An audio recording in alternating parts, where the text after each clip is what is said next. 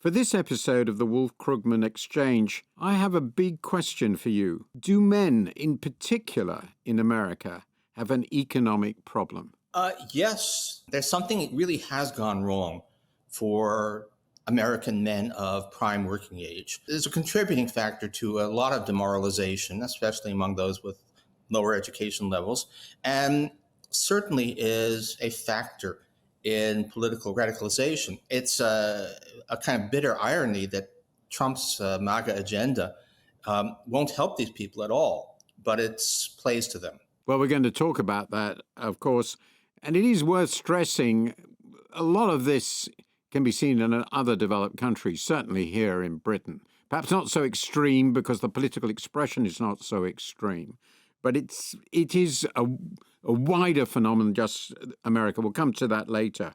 So welcome to the second episode of this series of the Wolf-Krugman Exchange here on the Economics Show, where Paul and I are taking stock of the first year of Donald Trump's second term in office and where he's taking the economy and democracy in America, but also elsewhere in the world. Last week, we talked about the state of the American economy and the vibe session, where even though the economy looks okay on the surface, people feel bad about it. And today, Trump's promises that he can bring back a masculine economy.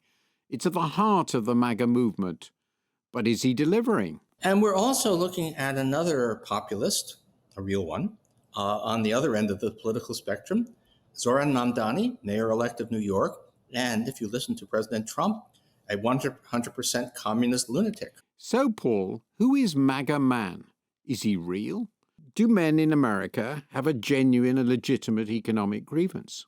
Yes, it's really clear that something has gone wrong for the economic role of men in America, and actually you can see elements of this across the Western world. You can see it in kind of raw numbers. If you go back 60 years, men in their prime years, I guess I'm Miss Jean Brodie, I'm no longer in my prime, but the 25 to 54, essentially all of them were in the workforce. They were either employed or actively looking for jobs, 97.5%. For all men in that age range now, that number is now under 90%, which is most men are in the labor force, but there's a significant number who are not, which was not the case. And it's very education linked. So if we look at non-college men, we're now up to 1 in 6, maybe more than that, are just not in the labor force. You could say that there are ways in which that could be okay, but the reality is, given our societies as they are, given our expectations, it's not okay. It means that there's a lot of men who are, basically on the outs, and that's a real problem. I think it's perhaps worth considering at this point the other gender whose story over that period that you described is really pretty dramatically different. I mean, that's as it were, the other side of this extraordinary economic change, isn't it? You mean are we talking about women? Yeah, we're talking about women. Yeah. Most prime age women have been in the labor force since the end of the 1970s. So this is actually not that new a phenomenon, but but they've continued to rise. So overall, prime age labor force participation is about the same now as it was 25 years ago, but that's men down and women up. And then if you look inside that, there's particularly if we're looking at, since this is education is another critical variable here, there's been a real divergence there, with women now accounting for the majority of people graduating college. So this is and I hope we get to it, a really tremendous change in what women do with a college degree that is transformational in ways that I think are on the whole a great positive thing for humanity, but not necessarily sitting that easily with a lot of men. Yes, this is, I think, as you say, it's a longer term change. I looked at some statistics for America, and Britain's very similar. Back in the early 50s, a little over 30% of prime-age women were in work. This got up to about 70% about 25 years ago. It hasn't gone up much since then. It's a little above that, I think about 75%. But still, that is a revolution in the sense that the great majority of women are now working.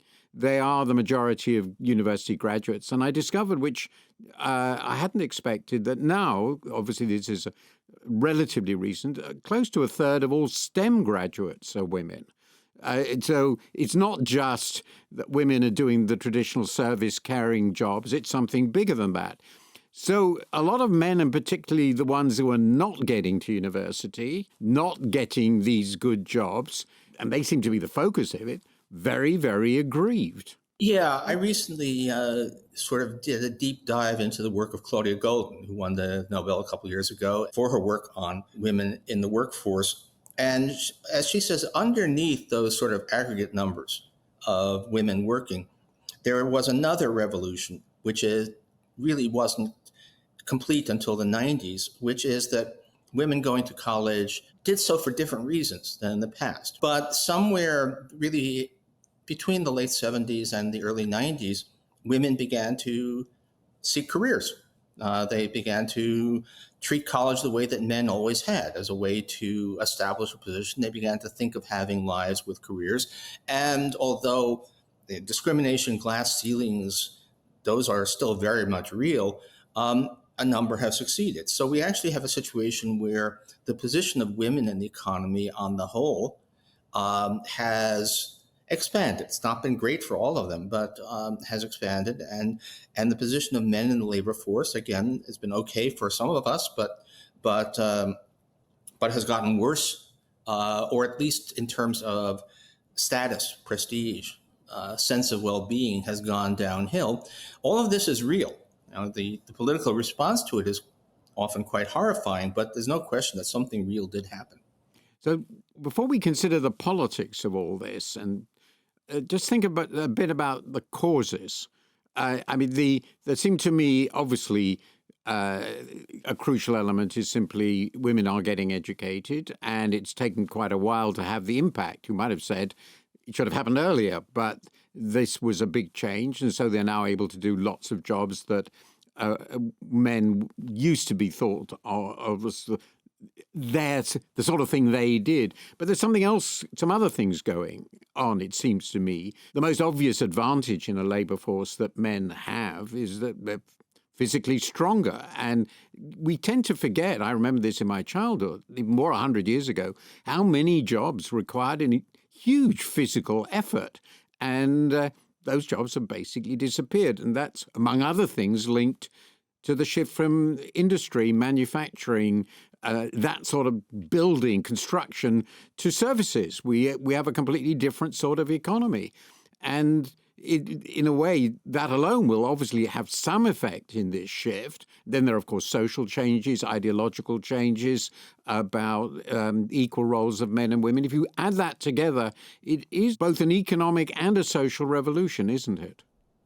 Yeah, let me add that an important dimension of this is also regional.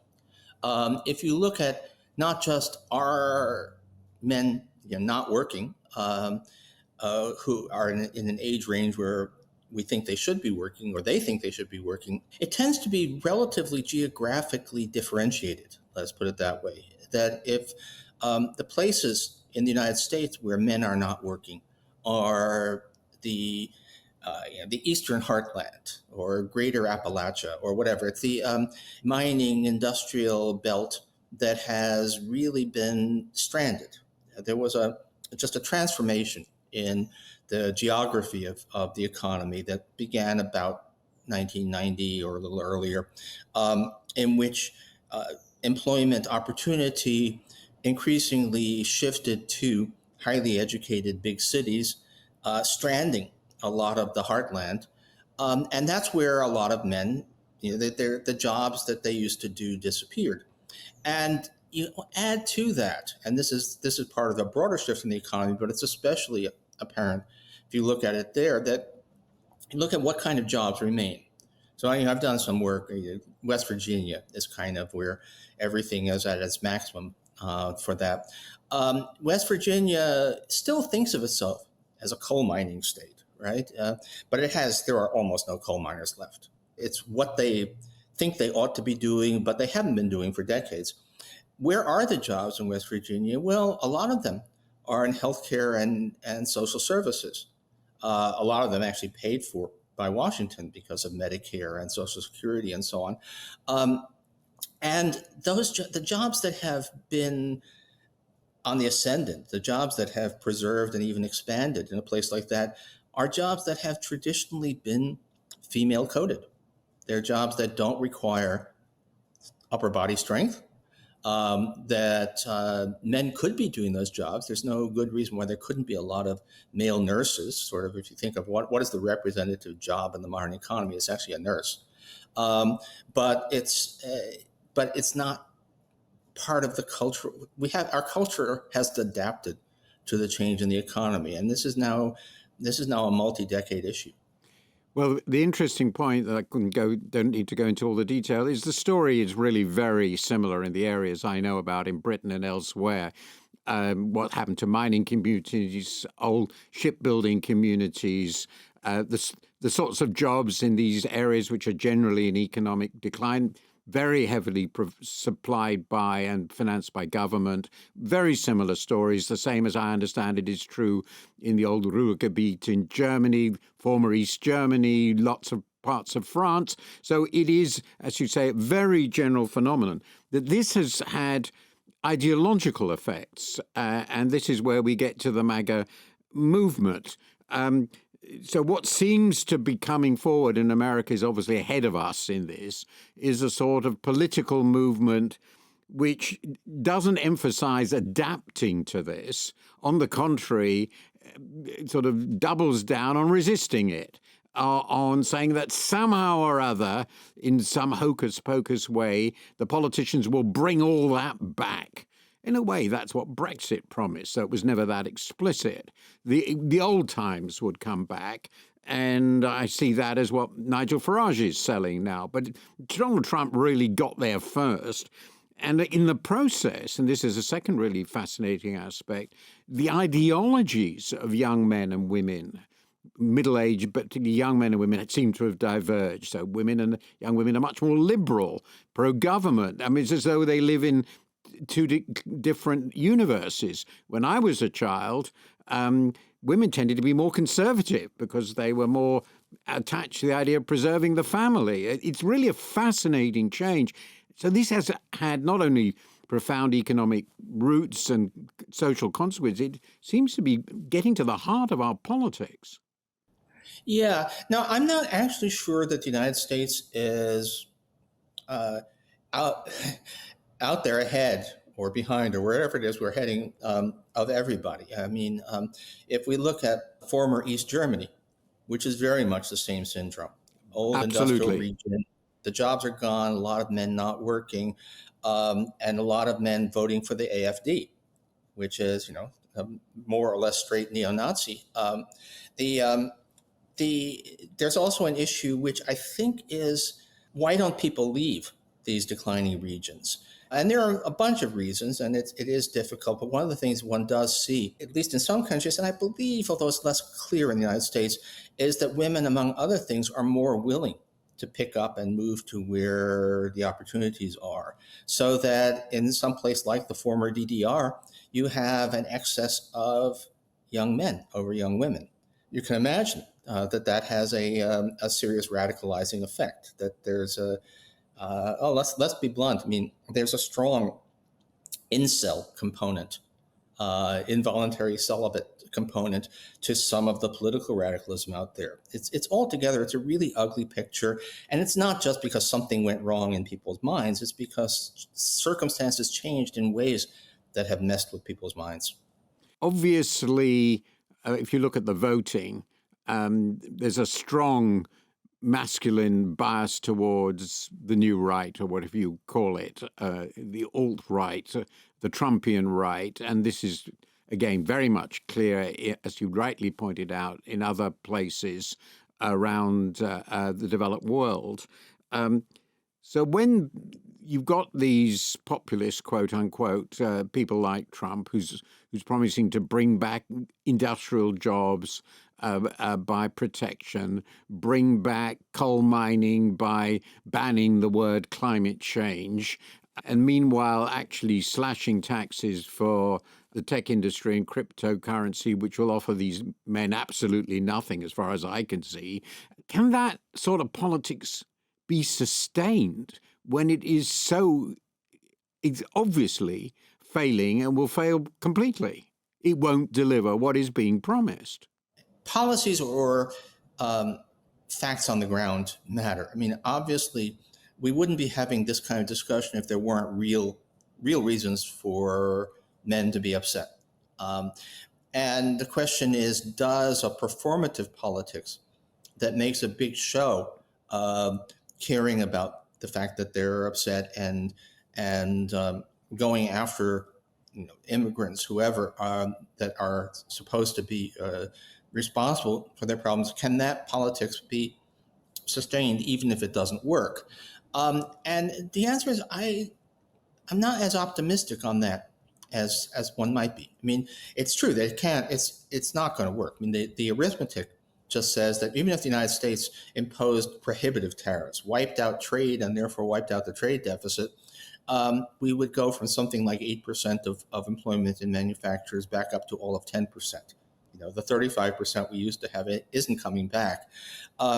But does a policy, does anger as a policy, does blaming other people, does that work politically even if it doesn't deliver results? And history, the United States, we have this long history of the Jim Crow South, where politics of prejudice and hatred dominated for generations, despite the fact that they left the region as poor as ever. So I'm not 100% sure. Now, the truth is that this, Maga Man is maybe, that's a vote, that's a minority of the population.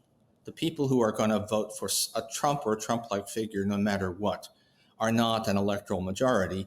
And the reason that Trump is in office right now is that a lot of other people actually believed his promises to bring prices down, and they are already, we can see in off-year elections, they're already swinging hard the other way. So this is not a permanent condition. But on the other hand, if you have a large, fundamentally anti-democratic, rule of law segment of the voting population, that is going to be a concern.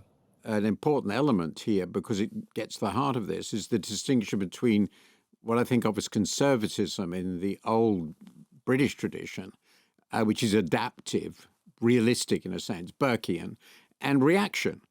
And what we're discussing here in the sort of fairly crude sense is reactionary. That is to say, they want to recreate an economic and social order which was disappearing already half a century ago and has accelerated greatly with the deindustrialization, the move to a very new sort of economy dominated by highly skilled people, educated people, and so forth.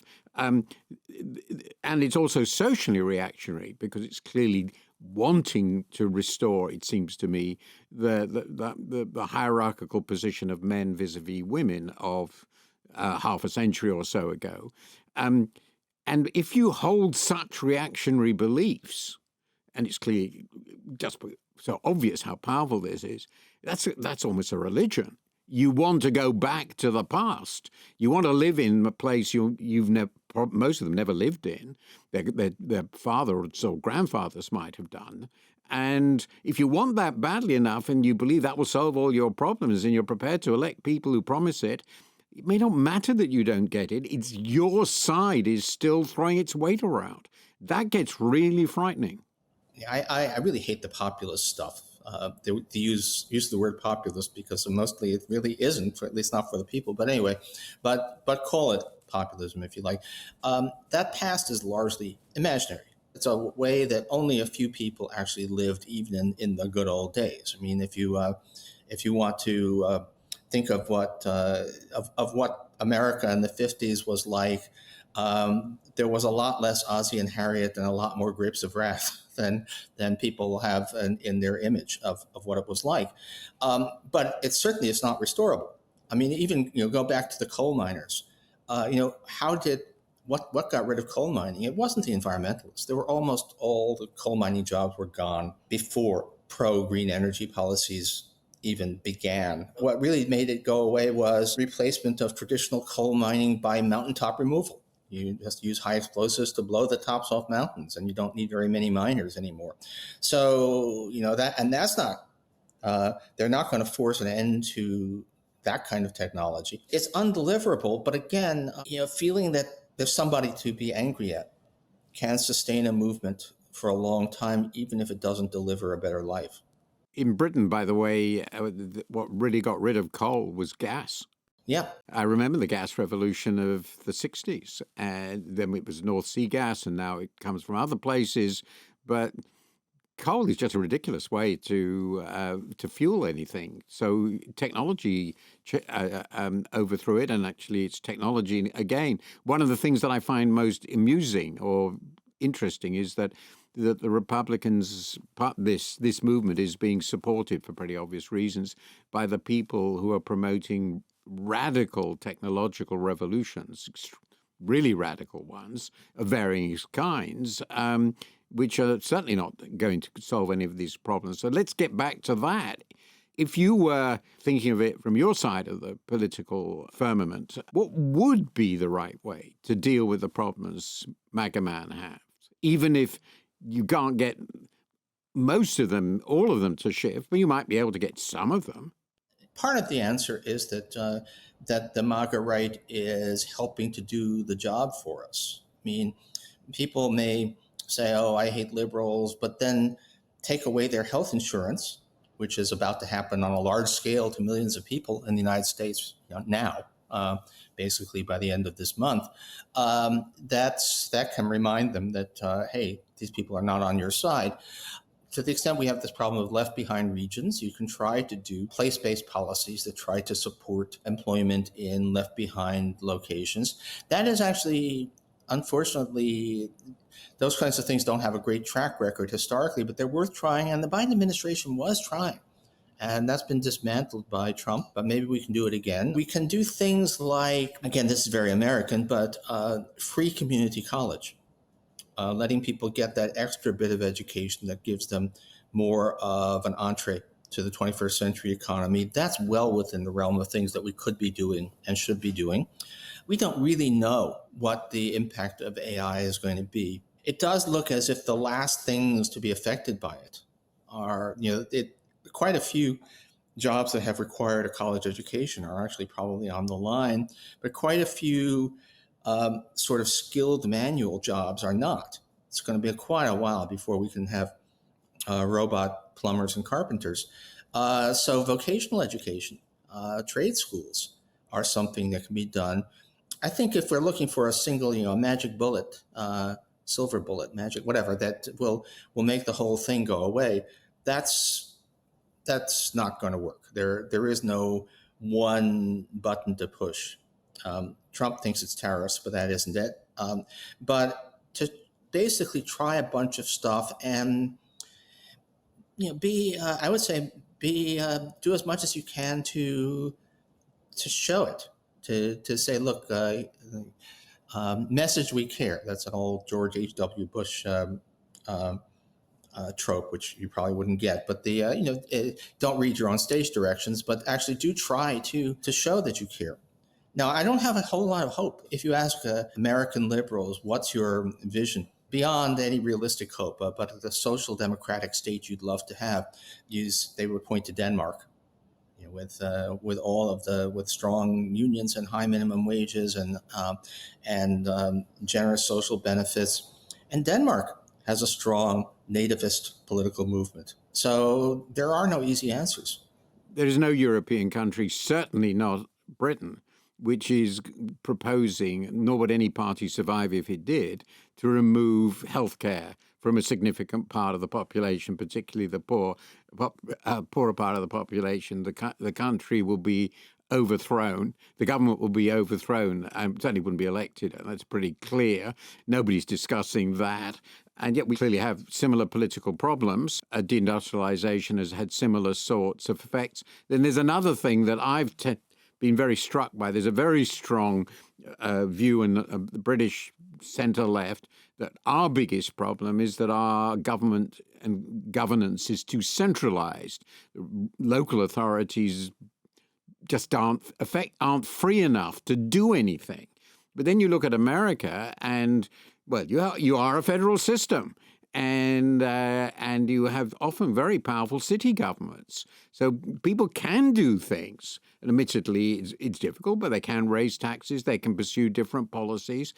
But that doesn't seem to have helped America deal with these problems, certainly not at a political level. So the conclusion I reach is the stage we are at in terms of our economic and social development, you throw in aging and other things, it's just very difficult to fix these problems. In the United States, actually, local control is in many ways exacerbating our problems. Above all, it's generally local governments that make it extremely difficult to build housing.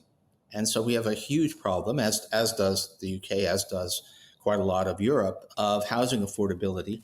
If you're a township in New Jersey, you kind of have an interest. Your upper middle class residents don't want to allow any construction of apartment buildings where people who, lower income people might live. And everybody else has that attitude, and yet where are they going to live? And what we're starting to see in some places, California, and some stuff in New York City, by the way, which I know we're going to come to Mamdani, but we need more centralized control. We have the state of California intervening to prevent localities from doing as much as they have been doing to block housing construction. So no, it's not a simple. There are no easy answers here. Give me ideal policies any place, United States, Germany, and ask what would you do for the left behind regions? And the answer is, well, more than we're doing, but how much hope do I really have that it would turn it around? Not a whole lot. In our case, it's quite revealing. One of the areas where there is local control is building, and this government is trying to override it, and people at the locality level, as it were, don't want thousands or tens of thousands of new houses built in their nice green fields. So the politics are the same. There we are. Let's pause for a quick break now. And when we come back, Paul, I want to ask you about Zoran Mamdani, the newly elected left-leaning Democrat mayor of New York, and whether his economic agenda offers an alternative that appeals to traditional MAGA voters, and also whether he represents the future of the Democrats. Generative AI is here to stay, and the transformation of the global information ecosystem is happening now. ProRata's suite of innovative AI solutions is igniting that change with a revolutionary model that gives content the respect it deserves while promoting a sustainable and trustworthy information ecosystem. Because when AI uses content, its creators deserve credit. Discover the future of fair and transparent content use in AI search at prorata.ai. So, Paul, Zoran Mamdani, to some people he's a hero, to President Trump he's a raging communist. What do you make of Mamdani? Well, he calls himself a democratic socialist, although there's very little of what real socialists would call socialism in his platform or in that of the Democratic Socialists of America. He's not calling for seizing the commanding heights of production, right? I think there's a couple of things to say. First of all, one thing that really does matter, Mamdani is clearly a brilliant politician. He just has a talent. He comes across, he does not come across as a screaming radical. He comes across as an articulate guy who relates to your problems. I think that was, the attempts to portray him as a raving communist worked to his advantage because so obviously he is not. And mayors of New York City have very limited ability to do stuff. Even within the city government, the mayor is not is not a CEO. There's a city council, and it is hard to get stuff accomplished. And there are local authorities within the city. So he's not going to radically change New York City, even if he wanted to. The things he is, and a lot is subject to the state, by the way. So lots of things he just cannot do without approval of the state, and the rest of New York State is not New York City. New York City is a completely unique political universe within the United States. He's proposing some things that are arguably, at least are good. There really is a case for making buses free if you can actually find the money, which is a big problem.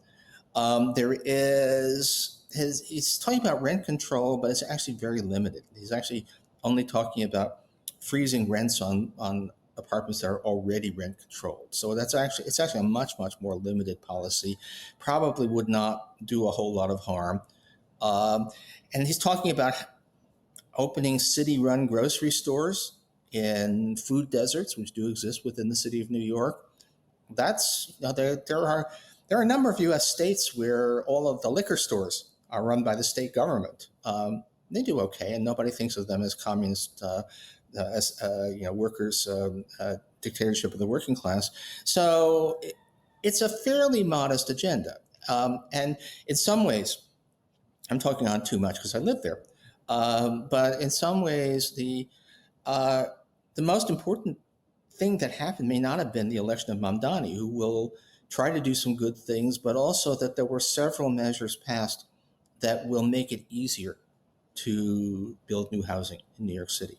And that's likely to have a bigger impact on affordability than anything else. So let's look at this affordability agenda more broadly, because that's clearly something that concerns the right and left. Is that an agenda that you think the Democrats should now be seizing? Could that work politically and work actually at the policy level? And if so, how? Outside New York, or even for the reasons you've outlined, inside New York? This is a nice aspiration, but the truth, of course, is, at least from the outside point of view, America's a very rich country. People lead, on the whole, have very high standards of living. To the extent there's a poverty problem, it's, to my mind, mainly a distributional problem. That means you have to tax somebody and distribute it elsewhere. It's not just about overall affordability. So how do you see that idea playing politically and in policy terms? The place where we really could and should make a huge difference is housing. The United States, like Britain, housing has gotten very expensive. Yep. It has gotten expensive not because it's expensive to build housing, but because you're not allowed to. Yeah. And there's an interesting development there, which is that in the United States, the housing affordability issue used to be a kind of a blue state issue. It is really very, very hard to get permission to build in California or New York or New Jersey. And it wasn't in Georgia or Texas because there were not a whole lot of restrictions on building single family houses. And so someplace like Atlanta would just keep on sprawling further and further. But in the last 10 years, what seems to have happened is that we've reached the limits of sprawl. That a place like Atlanta, at this point, the line is every place in Atlanta is at least an hour from Atlanta. That the distances are too great, the traffic is too bad, and what Atlanta needs to do is what New York needs to do, which is to build more densely, to build up, and that is something that, in fact, in Georgia you cannot do for the most part. There are, in fact, a lot of restrictions on building multifamily dwellings, on building multi-story dwellings. So this is now a nationwide problem, that the restrictions on construction are keeping housing unaffordable. And that's a really big deal. I mean, even if you say, well, look, wages have risen by more than the consumer price index, that can be true. And at the same time, young people can't afford the down payment on a house, and which is also very much true now. And that has all kinds of social effects. There are, it's seen as a betrayal. People, maybe we shouldn't be this way, but the fact of the matter is that people who young people who see no realistic prospect of ever owning a home do seem to um, have real social issues in a way that people who do have a prospect don't. So that's the in terms of policy, that's the overwhelming lever. There are other things you can do, which may be very important politically, but that's the big policy thing. In terms of the politics, I think there's a real opportunity, which is to go after people who are making your life less affordable. The cutting edge right now is actually data centers and electricity. When OpenAI or Google or God help us, Elon Musk's XAI, when they want to build a new data center, they want to hook into the grid, but the grid doesn't have enough capacity, and it costs a lot of money to build that capacity. So rates go up on everybody, and an affordability agenda that says, no, you don't get to do that. If you want to place additional demands on a supply constrained grid, then you have to pay the extra cost. That I think is a genuine populist issue that probably can get significant traction. Can I just come back to your policies discussion earlier, because I think it's very interesting, and since you're noted for your work on economic geography, it fits in there. I mean, if you look at it, let's take the Tokyo conurbation, incredibly huge, not lots of high rises, incredibly large number of people, but what they have, and it's true also increasingly in China, interestingly, is absolutely first-rate public transport. So you can get from anywhere to, I mean, in theory, it should be possible for a very large area with modern technology to have subways and trains which will move people over pretty long distances very, very quickly. And having everybody sit in a traffic jam to get to work, to me, is sort of crazy. So you could say that it's not so simple, of course, but the modern city is technically possible if you use modern technology, which people in East Asia are pretty used to doing it. Indeed, some of the European cities are too.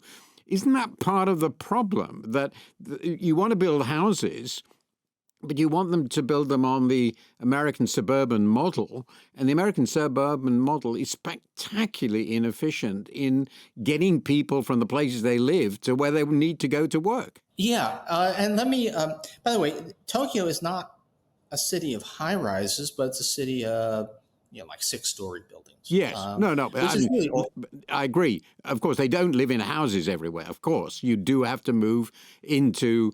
You can't have the single family occupation dwelling on that scale. Absolutely. And it's a combination of relatively not super dense, but again, a 6-story buildings can get you a lot of people, and public transit.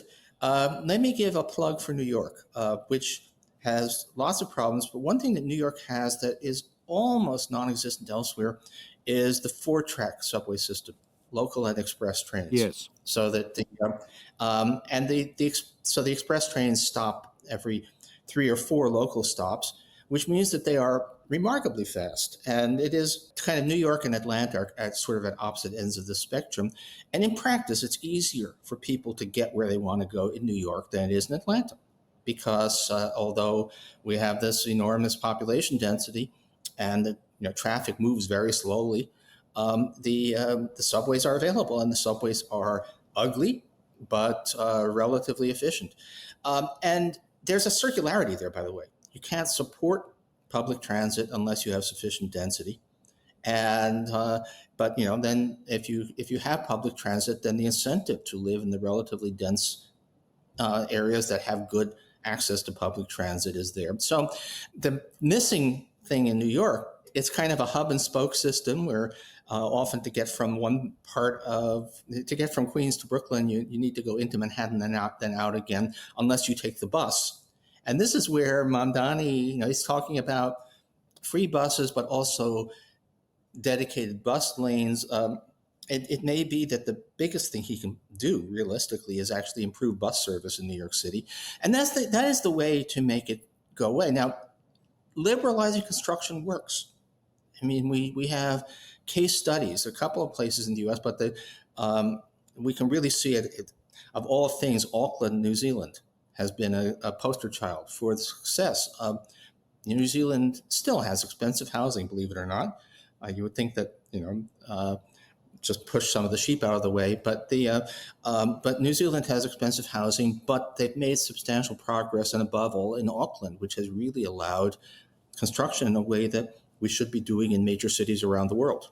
It seems to me, just to bring this to head, there are sort of two strategies for the broad centre left, maybe even part of the centre right. I mean, one is to sort of focus on what I think this new book co-authored by Ezra Klein calls abundance. Namely, we've got technological possibilities, and we were talking about some of them, clean energy, all the rest of it. Everybody can have more. We don't need to talk about redistribution. We can just run the system better in the interests of everybody. It won't be perfect, but you'll feel more optimistic about the future. And then the other is we've got this huge predatory oligarchy, which is grotesquely rich, paying clearly inadequate taxes, getting in the way of the functioning of our politics, and we've got to strip them down to size. So the progressive movement of the early 20th century. Now, if you were advising a politician which way to go, or should it be both, which would you say? I would say definitely both. I mean, it's you can simultaneously have. I'm not sure that I like abundances, but you can say we have an affordability agenda, and that will involve a lot of reforms, and we're going to make it easier to get stuff done and get stuff built, and also some of it's going to cost money, and the oligarchs should pay for it. I don't see that that's a problem. Particularly the people who say, "Oh, that'll sound too left wing." One of the things I've been learning from serious political analysts is that left wing, right wing, it's a real thing. There's a real policy dimension, and it's certainly a dimension that exists in the minds of talking heads. But voters don't actually think that way. Voters, if you say, I have an agenda that's going to make these filthy rich guys who are ripping you off pay, and we're going to build more and make your life better, why not? So the possibility, let's be optimistic, is that the failure of the current reactionary right program to deliver to the people who are, in many cases, completely understandably disappointed and frustrated with what's happening, might open up the possibility of more rational reformism, what I called in my book a New Deal, whatever you like, and maybe the politics will start looking sane again. Well, that's going to take a while. The trouble is, and I think this may bring us back to the question of Maga Man, because there are multiple types of Maga men. It's not just working class men who find that their economic opportunities have gone away. There's a lot of relatively affluent, relatively educated people who are also quite, for whatever reason, quite bitter, angry. You would find it hard. I think if you went to a group of working class Trump supporters, you wouldn't hear anything nearly as unhinged and anti-democratic as what we're hearing from people like Peter Thiel and Mark Andreessen. Right. So the tech bros have their own reasons for not wanting kind of amicable, let's work together and solve our problems polity. And of course, they have the money to keep us from having that kind of polity. So that this is not going to be easy no matter what you do. I'm not expecting to be able to to flip open my computer for the morning's news without a sense of dread for the rest of my lifetime. I think that's right, and I think the core here is we've got back to many of the big debates of the late 19th and early 20th centuries. And when I listen to them, I think social Darwinism. I mean, that's That's essentially who they are. They're social Darwinists. There are some people who go back, who seem to think that monarchy was the ultimate governing system. Some of them are the same people. Now, when you're dealing with ideologies like that, well, yes, it's very difficult to imagine any way of getting agreement or even ability to operate in the same political system with them. But I don't think the majority of the people can be persuaded that social Darwinism is the future, because the truth is the social Darwinists think most of those people are for the scrap heap. And by the way, these social Darwinists or neo-monarchists are alarming. It's terrifying to think that people with that kind of mindset have so much money and power. But on the other hand, they're a foil.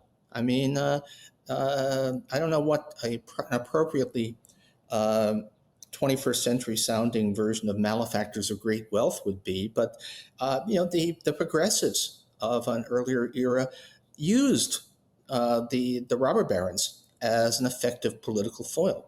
And I don't see And somebody should be able to do it. Yeah. I think this has been a very interesting, to me, fascinating discussion of some very deep things that are going on in our societies. And I'd like to leave with this hope that Maga Man, as it were, the working class people will realize that what they're being offered on the right is a fraud. And somebody will make that work, as FDR so obviously did in the middle of the 20th century. So we're going to turn next week to something else. We're going to look at America's great geopolitical rival, China.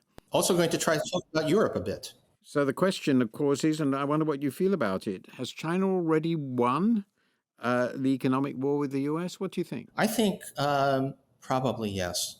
I hate to say that, but we would have to turn things around very fast in the United States. And while I'm not a doomer, I think we're going to be playing catch up, I think, for a long time. And I have more to say, of course, on the future of the EU. I've been writing a lot about that recently. And it is, in really challenging times, made so clear by what's just happening as we're talking about Ukraine. Indeed. So much. I can go on. I'm more optimistic about Europe than most Europeans are. I think there's a lot of strengths in Europe that are not fully appreciated. But on the other hand, there's a lot of learned helplessness in Europe as well, and how to overcome that is going to be a really big issue for the future of the world. So, may I ask you, what's your cultural coda for the week? There's a beautiful, beautiful duet, quite old now, but originally Peter Gabriel and Kate Bush, although Gabriel's done it with some others. Don't Give Up, and although the lyrics are a little bit less explicit, it's about a man who's lost a job and can't find another. And it's all about the frustrations of someone who is feeling that he somehow can't break through in a society that is not offering opportunities. I'm going to go for pop music again. Well, it's not really pop music. One of my favorite poets, songmakers, Leonard Cohen. And I'm going to go with Democracy is Coming to the USA, which is actually a very fine song and seems appropriately aspirational at this moment. Leonard Cohen is always good. As somebody once said, nobody on earth can't sing the way that Leonard Cohen can't sing. It's a wonderful statement. And the lyrics are pretty good too. Till next week. Talk to you again next week.